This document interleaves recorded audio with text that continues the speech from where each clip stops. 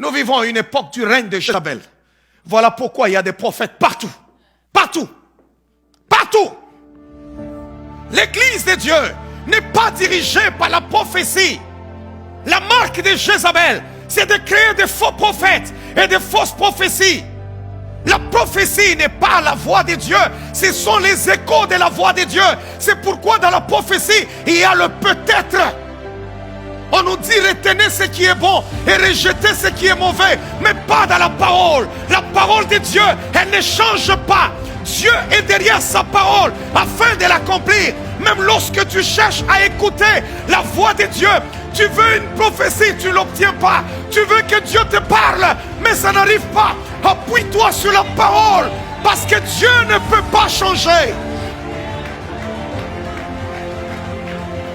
Dieu ne peut pas changer. Il ne peut pas changer. Vous pouvez être là, tu t'appuies à genoux, tu dis Seigneur, parle-moi. Est-ce que tu vas faire ceci? Est-ce que tu me donneras cela? Jésus, parle-moi. Tu n'entends rien. Dieu ne te répond pas, ni par le feu, ni par le vent, ni par les songes, ni par les prophètes. Mais ce n'est pas la fin du monde. Il y a sa parole. Il y a la parole. Mais Jézabel distrait les gens. Il va nous distraire avec la prophétie. Moi-même qui vous parle, je prophétise. Je ne suis pas contre les prophètes. Non. Si je ne connaissais pas bien mon ministère, j'allais aussi dire prophète Mukendi. Mais la vie de l'homme, l'église de Dieu n'est pas dirigée par la prophétie. Vous vous levez un matin, Dieu a dit, Dieu a dit, Dieu a dit. Vous vous levez demain, Dieu a dit, Dieu a dit, Dieu a dit. Vous vous levez après-demain, Dieu a dit ceci, Dieu a dit cela.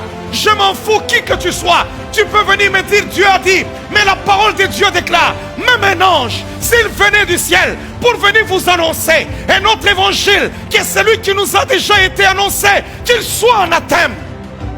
Dans la prophétie, il peut y avoir du peut-être, mais dans la parole de Dieu, il n'y a pas du peut-être. Toute écriture est inspirée de Dieu, utile pour enseigner, pour corriger, pour instruire dans la justice. Oh, toute écriture est inspirée de Dieu.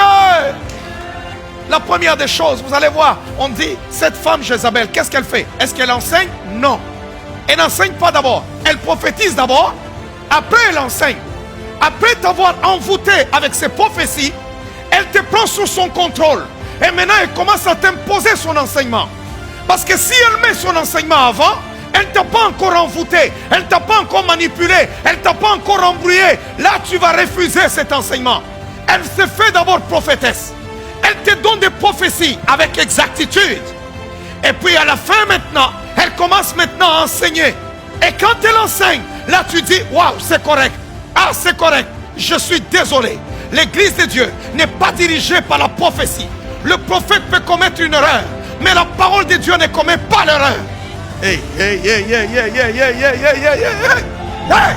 Regardez cet esprit de manipulation. Cet esprit est entré dans l'église, en train de manipuler l'église de Dieu, manipuler les serviteurs de Dieu. Il y a des gens, ils se lèvent chaque matin. C'est la prophétie qui les dirige. Non, la prophétie ne guide pas ma vie. Même lorsque Dieu n'a pas parlé, je connais face à mon problème. Qu'est-ce que Dieu a-t-il dit? Tout ce que je cherche est déjà dans la parole. Tout ce que j'attends est dans la parole. Tous mes problèmes sont dans la parole. Les solutions sont dans ma parole. Les attentes de ma vie sont dans la parole. C'est dans la parole. Est-ce que quelqu'un m'entend? La Bible dit quoi? Nous prophétisons en partie. N'avez-vous pas lu dans la Bible qu'un des prophètes, un grand prophète, dans la parole de Dieu, qui ne commettait jamais d'erreur, tout ce qu'elle disait, Dieu l'accomplissait. Il est entré dans la maison d'Isaïe, il a fait une fausse prophétie, il a tapé à côté, il a vu le fils d'Isaïe entrer, il a dit à son père, certainement, loin de l'Éternel est là, c'est celui-ci que Dieu a choisi comme roi. Mais il a entendu Dieu lui dire, écoute jeune homme, je l'ai déjà rejeté, ce que tu dis là, ce sont tes pensées, c'est la chair qui a parlé, ce sont tes émotions qui ont parlé, parce que tu as vu un homme grand, tu as vu un homme costaud, il parle bien, il sait comment manier, je ne sais pas, la langue de Molière. Et tu as dit, loin de l'Éternel est ici. Ça, ce n'est pas moi. Il voit le deuxième, il tape encore à côté. Mais écoutez, la seule chose qui ne peut pas taper à côté, c'est la parole de Dieu.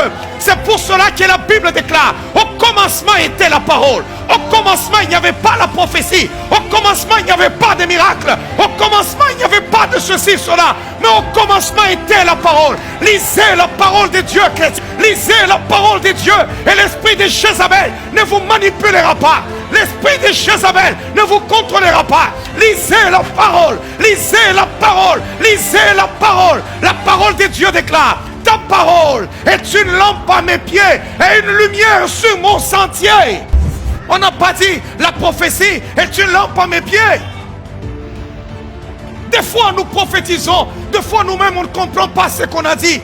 Mais c'est plus tard qu'on se rend compte que, oh, c'est ce que Dieu m'avait dit, c'est ce qu'il voulait me dire. Mais comment est-ce que ce que je n'ai pas compris peut m'aider à marcher? La prophétie ne dirige pas ma vie. Ce qui dirige ma vie, c'est la parole de Dieu. Même si le prophète a tapé à côté, ça ne peut pas ébranler ma foi, parce que ma foi est bâtie sur la parole de Christ. Mais le règne de Jézabel, c'est prendre la prophétie, la mettre au-dessus de la parole. Voilà pourquoi l'enseignement vient en seconde position. Il faut d'abord qu'elle prophétise. Nous vivons à une époque du règne de Jézabel. Voilà pourquoi il y a des prophètes partout. Partout. Partout. J'espère que quelqu'un m'écoute là où tu es. Tu es en train d'écouter cette parole. Et tu dis: Seigneur, sauve-moi de cet esprit de Jézabel. Seigneur, sauve-moi. Et prends la résolution aujourd'hui d'aimer la parole de Dieu, de méditer la parole du Seigneur, d'entrer en profondeur, d'être un chrétien affermi, pas un chrétien qui court seulement derrière une parole prophétique.